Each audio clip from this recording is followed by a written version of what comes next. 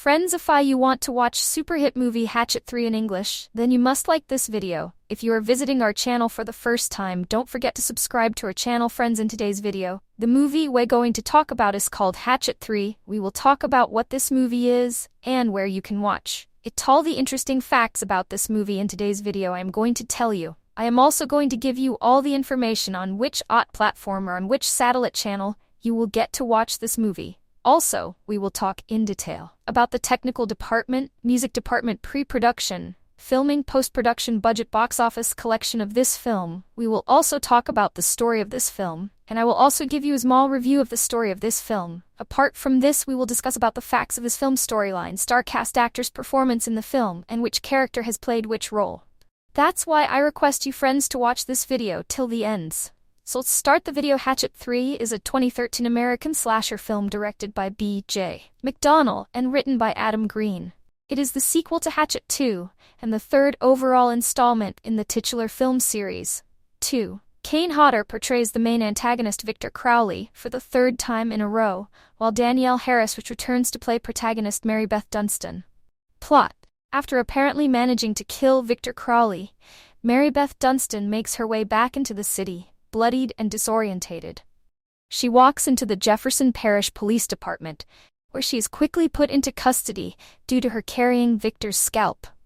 Upon the discovery of the carnage at Honey Island Swamp, Mary Beth is placed as the prime suspect for the murders by Sheriff Fowler, despite her swearing her innocence. Fowler heads out to the swamp with the paramedics and fire department, leaving Deputy Winslow in charge of the station until he gets back. Amanda, Fowler's ex-wife, journalist, and an expert about the legend of Victor Crowley, comes into the station to interview Mary Beth. During the interview, Amanda tells Mary Beth that Victor has been cursed to relive the same night over and over again, and that he will keep coming back unless he gets what he wants: his father, Thomas Crowley. She then tells Mary Beth that she is the only one that can put an end to Victor, since her bloodline connects her to her father Samson, who was involved in starting the house fire that killed Victor as a child. At Honey Island Swamp, the body of Victor is bagged and put into a water ambulance. Suddenly, Victor reanimates and massacres most of the first response team, save for Fowler and a pair of paramedics, which includes Andrew. Back at the station, upon hearing the carnage over the radio, Amanda convinces Deputy Winslow to let Mary Beth out of jail and help her save those at the swamp. Meanwhile, back at the swamp, a SWAT team led by Tyler Hawes takes over the operation from Fowler and is led to the Crowley house alongside a handful of deputies. Victor, however, is quickly able to kill nearly the entire squad, save for SWAT officer Dougherty, Andrew and Fowler, who manage to escape amidst the chaos. Meanwhile, Amanda, Winslow, and Mary Beth manage to obtain Thomas Crowley's ashes from Abbott McMullen, Victor Crowley's racist, long-distant cousin. Andrew, Fowler, and Dougherty manage to outrun Victor and barricade themselves inside the water ambulance. Shortly after, however, Victor begins to saw his way through the boat wall with a belt sander. Meanwhile, Amanda, Winslow, and Mary Beth arrive at the swamp outside the burned-down Crowley house. Amanda calls out for Victor, telling him they have his father. Upon hearing Amanda's voice, Fowler expresses relief, only to be grabbed by Victor and killed with the belt sander. Victor also grabs Dougherty and pulls her through a sharp hole on the metallic door, which disembowels her, but Andrew manages to stay hidden and survive. Victor goes back to his destroyed home and finds Amanda and Deputy Winslow there, but refrains from attacking when he sees the ashes. Mary Beth offers Victor his father's ashes and apologizes for what her father did to him. When Victor approaches to take the ashes, however, Deputy Winslow mistakes it for an attack and shoots him down. Victor rises back up and kills Winslow and Amanda out of rage, before grabbing Mary Beth and impaling her on a tree branch, severely wounding her. Before he can finish her off, however, Mary Beth smashes the urn over Victor's head, covering him in his father's ashes and causing his body to melt. With her last bit of strength, Mary Beth grabs one of the SWAT team's guns and blows his remains away before collapsing. The National Guard then arrives and Andrew, now free of danger, emerges from the boat and signals the helicopters. Just as the screen cuts to black, Mary Beth gasps for air, leaving her fate unknown. cast Danielle Harris as Mary Beth Dunstan, Kane Hodder as Victor Crowley, Caroline Williams as Amanda, Zach Galligan as Sheriff Fowler, Robert Diago Dokwe as Deputy Winslow, Riley Vanderbilt as Dougherty Perry, Shen as Andrew, Derek Mears as Hawes, Cody Blue, Snyder as Schneiderman, Sean Whalen as Randy, Diane Ayala Goldner as Elbert, Jason Trost as Hamilton, Sid Haig as Abbott McMullen, John Michael Sudolt as Jim Joel, David Moore as Ben, uncredited. Production Hatchet II, director Adam Green originally stated that 2 more sequels would follow, citation needed. In 2011, Dark Sky gave the green light for Hatchet III. Green declined to helm the sequel himself, but still wrote, produced, presented, and retained creative control, having final cut over the film while handpicking the director. Hatchet and Hatchet II cameraman B.J. McDonnell took over for Green on the 3rd film. Released theatrical Hatchet III was first shown at Adam Green's fundraiser dedicated to the victims of the 2013 Boston bombings, and the film was released in theaters and video on demand on June 14, 2013. A home media release followed later in 2013. Citation needed. Reception. Critical response. Hatchet III received mixed reviews from critics. Based on 23 reviews collected by Rotten Tomatoes, Hatchet III has a 57% approval rating, with an average score of 4.9 out of 10. The site's consensus reads, "Way to bury the lead," or rather Hatchet III, as this hacked and staggering sequel crawls its way to the bloody end. Metacritic gave the film an average score of 25 out of 100, based on 8 reviews. Sequel. Main article, Victor Crowley, film. In August 2017, it was announced that a 4th Hatchet film had been secretly filmed and completed and would be released in October as Victor Crowley. Directed by Adam Green, the film takes place 10 years after the events of the first 3 films, with Kane Hodder reprising his role as Victor Crowley and Perry Shen reprising his role as Hatchet III survivor Andrew Young. The film will be shown in select U.S. theaters as part of Dark Sky Films' Victor Crowley Roadshow event in celebration of the first film's 10-year anniversary, as well as international film festivals. A teaser trailer was released the day after the film was announced. After 2 hits, Hatchet III is the first dud of the franchise. This movie is somewhat the greatest hits of the 2 previous outings, except less interesting. Like the previous installment in the series, Hatchet III picks up with the final shot of Hatchet II, as Mary Beth, Danielle Harris, finally, albeit temporarily, takes down Victor Crowley, Kane Hodder. Mary Beth makes her way to the local police department and finds herself arrested, given her current state. Covered in blood, holding Victor's scalp and muttering, "I killed him," and they're all dead. Sheriff Fowler, Zach Galligan, dispatches paramedics to Honey Island Swamp to investigate Mary Beth's claims. Meanwhile, the sheriff's ex-wife, Amanda, Caroline Williams, who also happens to be both a journalist and the leading expert on Victor, asks Mary Beth for help. Hatchet III is a movie that comes off as an imitation rather than an original offering. This might have something to do with the change in director. This is B.J. McDonnell's first venture as a director. However, he was the camera operator on the previous 2 movies. Hatchet III reuses the tropes from the second movie. The island is now crawling with armed law enforcement instead of a makeshift militia. One must wonder, are they here just to be torn limb from limb? Not too dissimilar to Reverend Zombie, Tony Todd in the last film, Amanda claims to know how to stop Victor, but piecemeals the plan over the course of this movie's meandering story. Williams's performance isn't as entertaining as Todd's. On top of that, Amanda's scenes take place away from Honey Island Swamp, so she's never in any danger.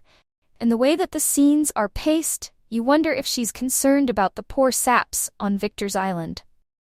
Bonus footage reveals that the battle between Victor and the SWAT team was supposed to take place in the Forest of Gore, but a rainstorm washed the blood and guts away before shooting. That helps to explain the lackluster showdown. Even without the gory forest backdrop, the kills were uninspired and a retread of what we've already seen. There's a subplot that involves the sheriff possibly getting back together with his ex. However, there's so little interaction between the 2 that I just didn't care. Their relationship is just one more forced story element this movie doesn't need. Additionally, this movie has the same problem as Halloween 2, where the lead character gets sidelined for most of the running time. Furthermore, for some unexplained reason, Mary Beth has become a much less likable character. One of the stars of the original movie comes back in a cameo, which is hands down my favorite of this series to date. Perry Shen is also back playing another character. While he plays the character straight, there's a fun moment where a coroner addresses how Shen looks like one of the victims. I'm still unsure of what to make of the movie's ending. Is it meant to be upbeat, showing us that Mary Beth survived a third encounter with Victor Crawley, or did she become the next undying creature doomed to haunt Honey Island Swamp? I'm not the biggest fan of the Hatchet movies. They're okay, I guess, but provide little entertainment value for anyone that isn't a die-hard fan of violent slasher movies. I like slasher movies a lot, but typically the good ones have more to offer than just horrific scenes of bloodshed.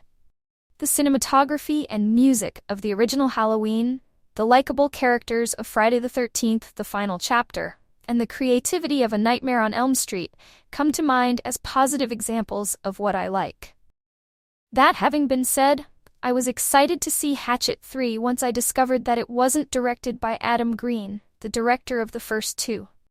Sure, it's directed by some guy I've never heard of, but maybe he could fix the tonal issues I had with Adam Green's films. The movie picks up right where Hatchet II left off, with Mary Beth Dunstan, Danielle Harris, taking a chainsaw to Victor Crowley's, Kane Hodder, apparently dead body. Before she can do that, however, she's attacked by the still-living Crowley, who lifts her into the air. She fights him off, and he falls onto the chainsaw, getting cut in half. It's a fairly effective horror opener, and if you love gratuitous bloodshed, then you should appreciate this scene. Mary Beth then goes to the police station to tell them that she's killed Victor Crawley, and that a bunch of others are dead. She brings Crawley's scalp as evidence. She's then hosed down in a shower. She's put in a jail cell and tries her best to explain the whole Victor Crowley thing, and while everyone has heard of the legend, none of them believe her. Zach Galligan, Gremlins, plays Sheriff Fowler, who tries his best to dodge reporters throughout the movie.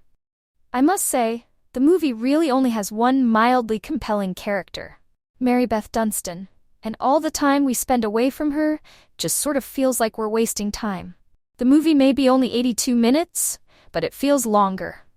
Perry Shen plays Andrew Young, and I don't get it. Was he that compelling in the first movie that they felt they needed to keep bringing him back for the sequels even after his first two characters died? Did he finance the movie or something? As with the other movies, when Victor Crowley shows up, it's all right, though not great. The kills are pretty creative, and while they're intentionally over the top, they're not quite as comedic as in the other two movies. Which is a plus. The movie sort of has the same plot as the last one, with this time a blogger figuring out that Mary Beth is the only one that can end this because she's related to the guy that killed Victor Crowley or whatever. It's pretty unspectacular, and not all that interesting. As the first two movies, this movie tries to do its best to cast several horror icons, but since the first two movies already killed off Robert Englund, Tony Todd, John Carl Buchler, and Child's Play director Tom Holland, there aren't too many people left. There's just Sid Haig, I guess. And Caroline Williams from the Texas Chainsaw Massacre 2. And Derek Mears, Jason Voorhees in the Friday the 13th remake as a SWAT team leader. And does Zach Galligan count? Not that I'm a fan of just casting people because they were in other horror movies, but if you're really going for fan service, couldn't you get like Gunnar Hansen? Or Brad Dourif? Or Adrienne King? Anyways, I do slightly prefer this movie to the second one, though I don't think it's as entertaining as the first. It's not great, but some of the horror scenes are fairly effective, and I like that it has a more serious tone, albeit slightly. I'm a late arrival to the Hatchet party, but have always Hatchet III DVD cover been aware that it walks in that treacherous territory that is comedy horror. That's not to say that this is a full-on slapstick, looking-for-laughs horror film, like Mel Brooks' Dracula, Dead and Loving It. Instead, it's a gory, violent film that is liberally sprinkled with wisecracks and scenes of comic relief. It's kinda weird. And that's probably why, though popular, the Hatchet series has almost as many enemies as it does friends. To very quickly recap on previous events, Mary Beth, Danielle Harris in Part 2 and 3, has unfortunately become involved with an unstoppable hulk of an immortal psycho killer known as Victor Crowley. Slasher veteran Kane Hodder, after two of her family members accidentally disturbed vengeful Crowley in his ramshackle swamp shack, Mary Beth has been trying to put an end to the ordeal, which has resulted in the gory demise of numerous people. Hatchet 3 begins as Hatchet 2 closes, with Mary Beth finally applying the killing blow, or so she thinks, to Crowley before staggering back to civilization, exhausted to proclaim her victory and finally get some rest. But being armed and covered in blood when entering a police station isn't the best idea. And, after finding herself locked up on suspicion of murder, her Crowley-themed explanation is met by ridicule, as the local townsfolk see the psycho killer as nothing more than an urban legend. But as we viewers know, he's not. And before long, he has magically pieced himself back together and is chopping his way through more unfortunate people that have found themselves in his domain. And it seems that only Mary Beth has the power to destroy him forever. Generally, people that like horror to be funny don't like it too violent and vice versa. So Hatchet fans are a niche market of sorts. The Hatchet series has been a favorite at Fright Fest, which makes sense, as it's the perfect environment to watch this kind of film. With an audience that laughs at gore, cheers on exploding heads, and that appreciates a small amount of well-placed cheese. If you're not this kind of person and are not watching a Hatchet film in this kind of environment, you may need a bit more time to adjust to it. The jokes are bad, the dialogue is clumsy at times, and some of the performances, often from horror movie veterans, can feel awkward as they deliver lines in a knowing, tongue-in-cheek style. In Hatchet 3, for example, the cast includes Danielle Harris, obviously, but also Zach Galligan, Billy from Gremlins, Caroline Williams, Texas Chainsaw Massacre 2, and Sid Haig, House of 1000 Corpses, and all of them radiate a weird, this is all a bit too silly vibe. The plot isn't bad, though it also offers few surprises. It's your usual stalking psycho in the woods deal, although with less use of first person than you see in other films of its type. The gore is extreme, but delivered with a comic cushion, the effects themselves being impressive and thankfully light on CGI. The scripting and delivery does move dangerously close to being as bad as a made-for-TV giant shark versus volcano octopus movie. But the copious amount of action prevents things from getting that bad. There's nothing wrong with Hatchet 3. It's amusing, entertaining, well-delivered, and fast-moving. But does it offer anything new? Is it original? Does it make you desperately want a Hatchet 4 to come into being?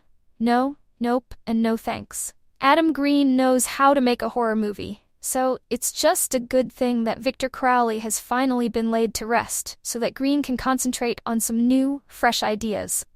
Given that things are utterly bananas in the world right now, I think we're all looking for places where we can get some comfort food, both of the literal and figurative variety. And when I think of comforting experiences in the horror genre, I think Caroline Williams. Ever since I first saw her play Venita Stretch Brock in the Texas Chainsaw Massacre 2, I've noticed that even her screams seem to have an element of laid-back Southern charm, as all manner of gore and mayhem play out around her.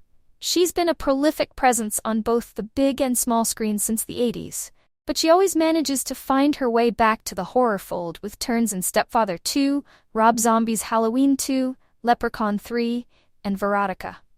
So for this month's movie, I'm going to combine her comforting screen presence with a film that I consider one of the comfiest gore-fest slashers, 2013's Hatchet III. Spoiler warning if you haven't seen the first 3 Hatchet films. Now, those familiar with the Hatchet series know that giving a plot synopsis for these movies is kind of besides the point. So I'll try to be quick. We open the film with Mary Beth Dunstan, Danielle Harris, who had taken over the role from Tamara Feldman, starting with Hatchet 2, who believes she's finally killed rampaging revenge ghost Victor Crowley, Kane Hodder, after she blows his head off with a shotgun and splits him in half on a chainsaw. Local Sheriff Fowler, Zach Galligan, isn't too keen to believe Mary Beth when she claims Crowley is why she's barged into his office covered in blood. But he's convinced when a revived Crowley starts tearing into the first responders, trying to clean up the carnage Crowley caused in the first two films. Enter Amanda Williams, local journalist and Victor Crowley expert, who claims that Crowley is a repeater. A ghost forced to relive the night he died in a fire until he's reunited with his father's ashes. What I appreciate about the Hatchet series is that creator Adam Green understands that ultimately the plot of these films is really just a means to set up a new batch of Crowley fodder to undergo all means of creative death and disfigurement. We're not really looking for much in the way of symbolism or character development, but that doesn't mean the script needs to utterly insult us either. Since Hatchet III was what we thought at the time was the final film of a trilogy, who knew we'd get a surprise Victor Crowley 4 years later, it serves as the culmination of a rare series where the same person was guiding the ship for the duration. Yes, Green stepped down as director for this entry, but he handed the reins over to B.J. McDonnell, who had served as camera operator on the first two entries. Plus, Green still wrote the script and maintained creative control, which means there's plenty of stylistic themes and callbacks connecting to the first two films. The most obvious of these is the return of poor Perry Shen, who as Sean, in Hatchet and brother Justin, Hatchet II, just cannot seem to make it to the end credits intact. This time around he plays paramedic Andrew, who's not related to his earlier alter egos and dismisses assertions that he looks like them as racist stereotypes. Other than Hodder, Shen's really the anchor for the series, given that even main protagonist Marybeth was performed by two different people. So I was tickled to see him finally survive that usually doomed third act by making smart, if sometimes a bit selfish, decisions. Which brings me to another key component of the Hatchet films. 99% of Green's characters are varying shades of asshole. While that tends to be an irritating choice for most movies, Green adds a level of awareness and fun casting that makes it more playful here. SWAT leader Tyler Hawes, Derek Mears, for instance, has an alpha male shtick foiled by the fact that terrified local deputy Schneiderman, Cody Blue Snyder, continually calls him out on it. And when Amanda takes Marybeth to get Crowley's father's ashes from Crowley's racist redneck of a cousin, the whole experience is a hell of a lot more enjoyable, considering said cousin is played by the great Sid Haig. And then, of course, there's Williams' turn as Amanda, whose character is a bit of a tightrope in some ways, such as being willing to throw Marybeth under the bus, should she not agree to return to the swamp, to give Crowley his father's ashes. Marybeth's family, after all, is partially responsible for Crowley's death. But you also get a sense that desperation motivates her tactics, as she genuinely believes this is the only way to finally put Crowley down. I like that Williams is willing to lean into both sides of the character, making the audience question if she's one of the heroes or just more grist for the Crowley mill. Admittedly, hero or no, 99% of the faces you see on screen likely won't be attached to their bodies by the end. It's not so much a question of whether or not someone's going to eat it, but rather how messy it's going to be when it happens. Hodder's Crowley is in fine form in this entry. Both in terms of his look, Hodder gets a chance to actually emote while still looking entirely unrecognizable, and in terms of the carnage he causes. And while we don't get anything terribly new in the splatter department, it's still a rollicking good time of torn limbs, eviscerations, and blood geysers as far as the eye can see. But what I love most about the gore in this film is in how it's used for callbacks to previous movies. Remember the testicles that make an appearance in Hatchet II, as Crowley splits a couple of dudes with a chainsaw from the crotch up? Well, they're back. Deputy Schneiderman has an extended scene pointing them out as they dangle from a tree, reminding the group that they really shouldn't be screwing around that section of the swamp. In fact, the testicles get more screen time than a returning Ben. Joel David Moore, the original film's protagonist who we last saw bleeding out from his dismembered arm in a canoe. Here he turns up alive and not so well, just long enough for a flying hatchet to put him out of his misery. Look, if you've been reading about me gushing over Hatchet 3 and you're thinking, dude, calm down, it's not that great. I hear you. The Exorcist, this is not, and even Green understands that. After all, in the county jail when the sheriff marvels at the stupidity of the decisions made by characters in previous films, a drunk prisoner who looks an awful lot like Green takes offense. So, yes, Hatchet 3 is a silly movie in a series of silly movies that rely on juvenile humor and gallons of blood. But it's just what I need to turn off the existential dread that most of us are feeling right now. So in this moment, it's perfect. As a fan of the previous two Hatchet movies, I was more than excited with the announcement of Hatchet 3. Much like Hatchet 2 picked up where the first movie left off, Hatchet 3 does the same. It picks up with Mary Beth alone in the swamp with Victor Crowley. Writer Adam Green did an amazing job with the script and basic concept for the movie. I think the script for Hatchet 3 is by far better than the two previous films. Hatchet 3 dives more into why and how Crowley returns every night. It also explores an idea of how to rid Honey Island's swamp of Victor Crowley for good. Not to spoil it for everyone, it does involve Mary Beth, a distant relative of Victor, and an urn. The casting was fantastic.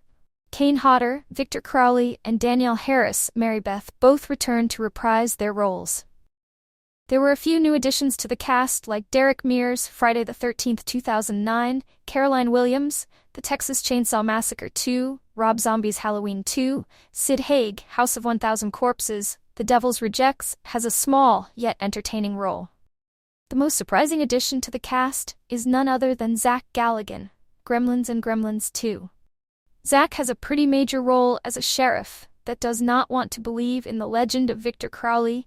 The gore level of this film far surpasses that of the first two films. I do not want to give too much away, but there is a scene with Derek Mears' character and Victor Crowley that is nothing short of complete horror brutality. If you are into the intense gore scenes, you will be very pleased. There are a few comedic moments mixed in with the blood and gore. The makeup that transforms Kane Hodder into Victor Crowley has changed a bit for Hatchet 3. He looks more grotesquely disfigured in this film than the previous two. The makeup department was very busy, with blood and guts. I must say that I like the makeup in this film more than the others. There were a couple of scenes that paid homage to the old-school slasher films by using prop dummies instead of CGI. Yes, it looked a bit corny, but it was nice to see a nod to a time when actors actually had to learn stunts and, dare I say it, act.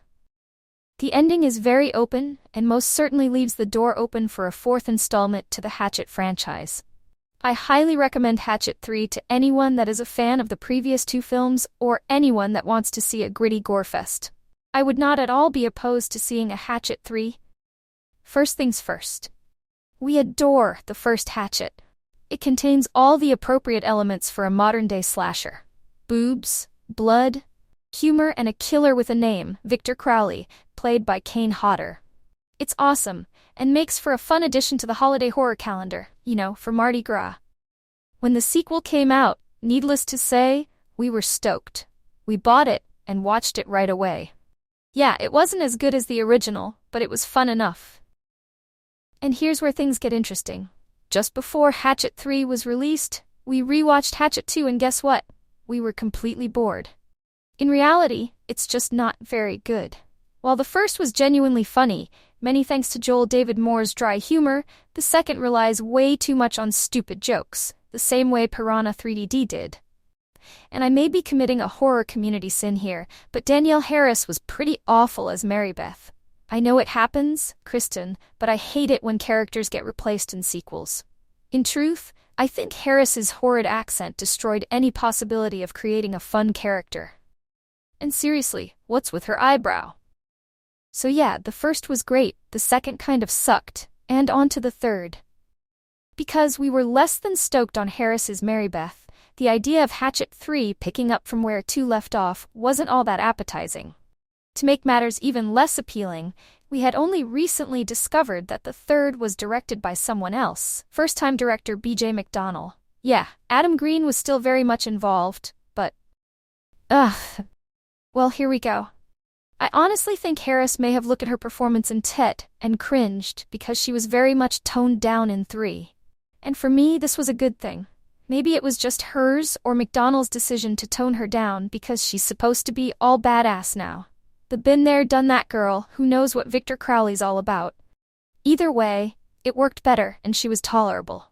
Another plus, the number of awful jokes just to make jokes was far less. Add in a few genre actors, Derek Predators Mears, Zach, Billy Peltzer Galligan, Caroline Stretch Williams and Sean Roach Whalen, to the mix, and we may have something to work with. BJ McDonnell did an interesting thing. He made a decent slasher sequel that felt like an homage. In other words, it was a Hatchet movie that was very clearly not directed by Green, yet still poked fun at the franchise. Adam Green's cameo, playing the same drunk Mardi Gras dude as in the other films, is pretty fun and meta. But the best part, which made bloody popcorn cheer, was Joel David Moore's brief return as the original's Ben. In the end, the movie felt different from the first two. Another big difference of note, we couldn't help but notice a change in Victor himself. Do you see it too? Bottom line, perfect? Of course not. Great? Probably not. Fun? Sure. Brimming with buckets of blood and horror cameos, Hatchet III is not as shiny as the first and not as stupid as the second. But it's decent, and fans of the franchise will assuredly enjoy it. Back in 2006, we saw a brutal killer born out of the Honey Island swamp by the name of Victor Crowley. When we were first introduced to this new breed of killer, it brought audiences back to a time when slashers ruled the horror genre. 3 films later, would Crowley leave a legacy behind he would be proud of? Adam Green passes the torch to BJ McDonnell, who makes Hatchet III his directorial debut, as it follows a search and recovery team that heads into the haunted swamp to pick up the pieces, and Mary Beth learns the secret to ending the voodoo curse that has left Victor Crowley haunting and terrorizing Honey Island Swamp for decades. If you've made it this far into the series, then you know exactly what you're getting yourself into. You're going to get Victor Crowley running around as the unstoppable beast that he is, who literally tears everyone to pieces with his bare hands. And that's exactly what he does the entire film. Which is great. The problem, though, is that it all wears thin pretty quickly when you don't care a whole lot about the characters. That was the big disappointment with Hatchet 2, and as you can tell, the latest installment hasn't learned from its previous mistakes. Instead of giving us someone to root for, they gave us a cast of people who look good dying, and that's about it. Hell, even our gorgeous hero Danielle Harris is hardly used in the film. It seems as though all Hatchet 3 really cared about was the body count. Even so, I can forgive a few pointless characters because again, we all showed up to watch Victor Crowley rip people apart, right? And on that level, I'd say the film did just fine. While it still never reaches the same level of fun as the original flick, and a few of the death scenes felt a bit uninspired, I did have some fun watching Crowley manhandle an entire group of people while having bullets rain down on him. It was a decent end to the series, but I can't help but feel like there could have been so much more for Victor Crowley. If you're a fan of the series, you'll find some things in Hatchet 3 to enjoy. Like when he rips a man's spine out through his chest. Outside of a bunch of blood splattering on the ground, and some people screaming for dear life, there isn't a whole lot to grab onto, which is a shame, because it could be a very long time before we see another beast like Victor Crowley. BJ McDonnell does a great job with his first feature-length film as he lets Crowley run wild throughout the entire flick. It's just unfortunate they couldn't reel him in when he needed him the most. Hatchet 3 is a disappointing finish to a once promising series, but if you're a fan of Victor Crowley, you might as well check it out, because he certainly delivers some memorable kills. And if you haven't seen a Hatchet film, I'd suggest watching the first flick, Busk Flick. It's a hell of a good time. The Hatchet films are awesome. I can nitpick about small problems here and there, but the absolute truth is that I have adored all of the movies, if only for the unrelenting, amazing gore and nothing else. The goal of each Hatchet film is to take any kind of sharp instrument, show as much of the inside of the human body as possible, drench it in blood, and call it a day. And by goodness, do they ever succeed. Again, picking up exactly where the last film ended, Mary Beth has supposedly ended Victor Crowley's reign of terror in the swamp when she leaves him a bloody, dismembered mess. She turns herself into the police, who go to Honey Island Swamp to clean up Victor's massacre. But they turn out to be just more victims for the unstoppable killer, who is of course not dead, and will not be until the sheriff's wife convinces Marybeth to help her put a stop to him once and for all. I gave Hatchet II a bit of unfair criticism for taking itself and the story too seriously. Doesn't mean the movie still wasn't awesome, but I have absolutely no criticisms about Hatchet III. It is nothing more than an insane gore fest, packing as much craziness, brains and intestines it can in the movie's short 80-minute runtime. It's short and sweet in the best way possible, and the fun cast of characters, and the actors who play them, are obviously enjoying themselves just as much as the audience. Scream Queen Danielle Harris returns as Marybeth, but she is surprisingly not really the star of the film. She spends most of her screen time uncooperative and pissed off, which I guess is understandable for anybody who had been through what her character went through. There are a couple of different groups of people that the film follows, and it's weird because that makes harder to guess who is going to live and who is going to die. Perry Shen, the token Asian, returns as a completely different character again. Not related to the Swamp Boat brothers, though.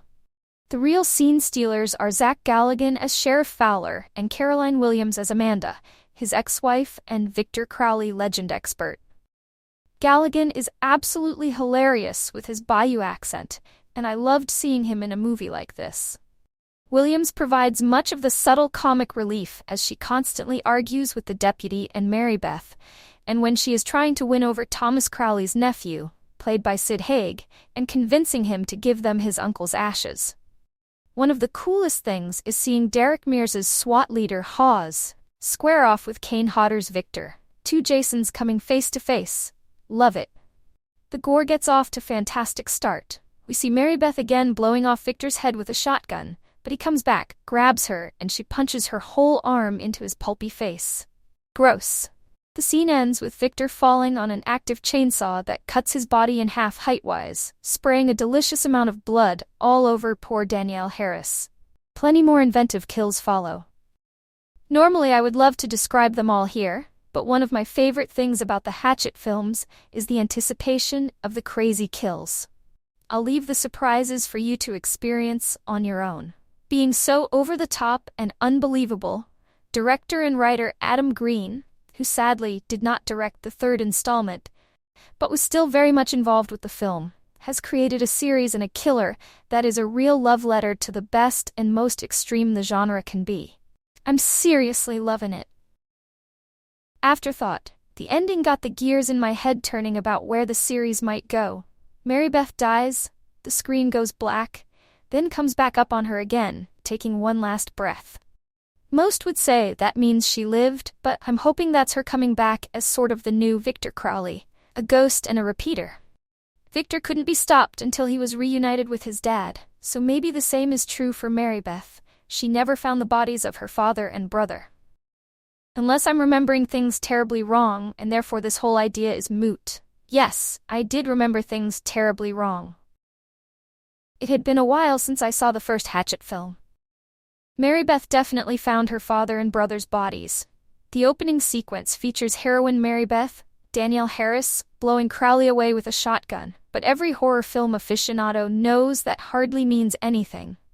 Indeed, the hulking monster is soon back to wreak more violent mayhem, a situation conveniently explained by the revelation that he's a repeater, or spectral figure with the ability to return to life, night after night, in physically unaltered form. Among the other characters figuring in the simplistic storyline, which basically involves the local cops racing to the scene of the crime only to get dispatched one by one in bloody fashion, are a local cop, Zach Galligan, and his journalist ex-wife, Caroline Williams, who claims to have figured out a way to get rid of Victor permanently. It's not hard to guess that, should Hatchet III prove successful enough on DVD, her scheme will be proven ineffective. The fast-paced film certainly features enough dismemberment, disembowelment, shootings, stabbings, etc., to please genre fans, even if the special effects employed often prove less than convincing. Hodder, who also holds the dubious distinction of having played Jason Voorhees in no fewer than 4 Friday the 13th films, remains a suitably forbidding figure. As usual, the casting provides nods to aficionados. Besides the presence of Galligan, Gremlins, Williams, Texas Chainsaw Massacre 2, and Derek Mears, yet another Jason Voorhees, in the 2009 reboot. In leading roles, there are also cameos by genre veterans Sid Haig and Green himself.